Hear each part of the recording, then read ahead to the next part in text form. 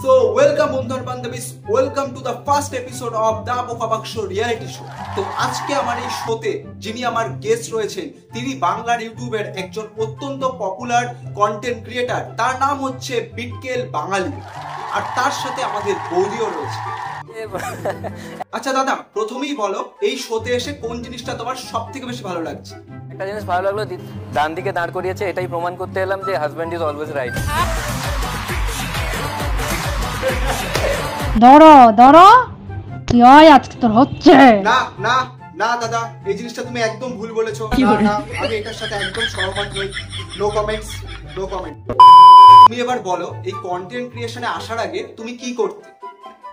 আমি পড়াতাম, আমি কন্টেন্ট ক্রিয়েশন সবে শুরু করেছি, তখন অত পপুলার হয়নি। আচ্ছা দাদা, এবার তুমি বলো যে তুমি যে পাঁচ লাইন গুলো দাও, যেগুলো খুব সুন্দর সুন্দর লাগে, আমরা সবাই শুনি, তো সেই পাঁচ লাইন গুলো তুমি কোথা থেকে পাও? Please don't say my name. আবার থেকে আমি 5 লাইন পেতাম মেনলি। আমি দেখতাম যে কোনো কিছুতে ইমোশনাল হয়ে যাচ্ছে। ফার্স্ট যেটা আমি কন্টেন্ট বানিয়েছিলাম, যে কোনো কিছু দেখলেই, আমাদের সময় তো ব্যাগ ছিল না, আমাদের সময় বই ছিল না, খাতা ছিল না, পেন ছিল না, পেন্সিল ছিল না। আমি বললাম একবারেই বলো না, কিছু ছিল না। আজকে সামান্য নামটা বলনি। কি করে? তো এবার আমরা শুনে নেব দাদা আর বৌদির স্টোরি নিয়ে। দাদা, যদি তোমার আর বৌদির স্টোরিটা আমাদের একটু বলো। দেখতে যাই।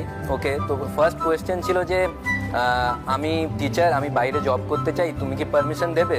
আমি বললাম এটা জিজ্ঞেস করার কি আছে, তোমাকে জব করতেই হবে, দুজনের মধ্যে কেউ তো কামাক না, তো খাবো কি আমি? অসাধারণ অসাধারণ উত্তর ছিল। আসলে আমিও তো এরকম কিছুই ভেবে রেখেছি। ধরো ধরো কি হয় আজকে তোর হচ্ছে? আচ্ছা, তুমি তো প্রথম স্ট্যান্ড আপ কমেডিতে স্টার্ট করেছিলে ইউটিউবে।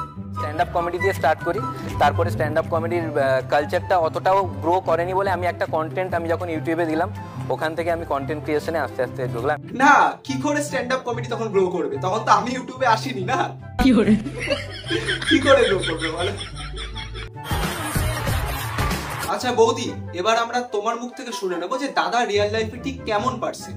অনেক এন্টারটেইনিং, বিকজ এই যেগুলো অন ক্যামেরা যেগুলো করে, রিয়েল লাইফেও প্রত্যেকটা মুহূর্তেও কিন্তু এগুলো পাঁচ লাইন দেওয়া, এগুলো তার নেচারেই আছে আর কি। আমি যখন কোনো কাজে যাচ্ছি, আমি পড়াতে যাচ্ছি, বাইকে যাচ্ছি, তো আমি আশেপাশেই দেখতে থাকি কন্টেন্ট। না, দারুণ দারুণ। তো দাদা, এবার আমি তোমার থেকে জানতে চাইবো যে তুমি ভাইরাল কিভাবে হলে, মানে কোন ভিডিও থেকে ভাইরাল হলে?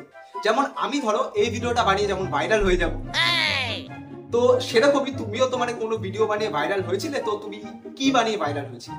ভাইরাল আমি হলাম, আমি একটা ভিডিও বানিয়েছিলাম কাঁটা কম্পাস, আমি কাঁটা কম্পাস। তো আমার মাথায় এসেছিল যে কাঁটা কম্পাস দিয়ে মানে আসল যে কি কাজ কেউ বুঝতেই পারে না। কে নখের ময়লা পরিষ্কার করছে, কে তেলের ডিবে ফুটো করছে, এইভাবে বললাম কাঁটা কম্পাস সাজলাম। পুরো কাঁটা কম্পাসের ওপরে আমার মুখটা বসিয়ে আমি একটা বানালাম যে আমি কাঁটা কম্পাস। তো ওটা আমার ফার্স্ট ভাইরাল হয়েছিল। না, এই ভিডিওটা সত্যি বলতে গেলে আমিও ভিডিওটা দেখেছি, ভিডিওটা অসাধারণ ভিডিও ছিল গাইস। তো একটা জোরে হাততালি দাদার জন্য। তো দাদা, তুমি যখন জানতে পারলে যে আমার শোতে তুমি আসছো, তো ঠিক কেমন রিয়াকশন ছিল তোমার? একটা তো ক্রেজ পুরো বেঙ্গলে আছে, হাইয়েস্ট টিআরপি শো। আমি দেখছি মানে সব বাড়ির সবাই দেখছে, জানে, আমি বলে এসেছি যে আমরা যাচ্ছি এখানে। প্লিজ সে সামথিং নিউ যেটা কেউ জানে না। তো এত ইমোশনাল হয়ে গেছে ওটা নিয়ে, এত ভাবছে, দেখছি রাত্রে এবার বলার পরে আমার নাক টিপছে বাজার ভেবে। দাদা, তোমার কখনো মাথায় আসেনি যে তুমি বৌদিকেও কন্টেন্ট ক্রিয়েশনে বা তোমার ভিডিওর মধ্যে নিয়ে আসবে? ও বললো আমি কমেডি পারবো না। আমি বললাম তুমি দাঁড়াও, তোমাকে দেখে এমনি আসবে।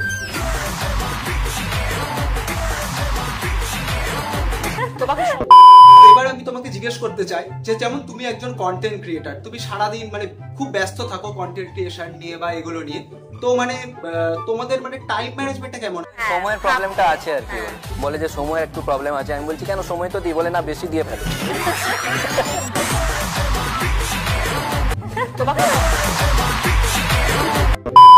তো আজকের শোটা আমরা এখানেই শেষ করছি। দাদা বৌদি, তোমরা সবাই খুব ভালো থাকো, আর আমার এই রিয়েলিটি শোতে আসার জন্য তোমাদের অসংখ্য ধন্যবাদ। গাইস, তোমাদের এই ভিডিওটা কেমন লাগলো আমাকে কমেন্টে জানাও। ভিডিওটা ভালো লাগলে আমি এর এপিসোড 2 আর আরো অনেক এপিসোড নিয়ে আসবো। আর যারা যারা এখনো সাবস্ক্রাইব করেনি, অতি অবশ্যই চ্যানেলটাকে সাবস্ক্রাইব করে দাও আর বেল আইকনটা প্রেস করে দাও।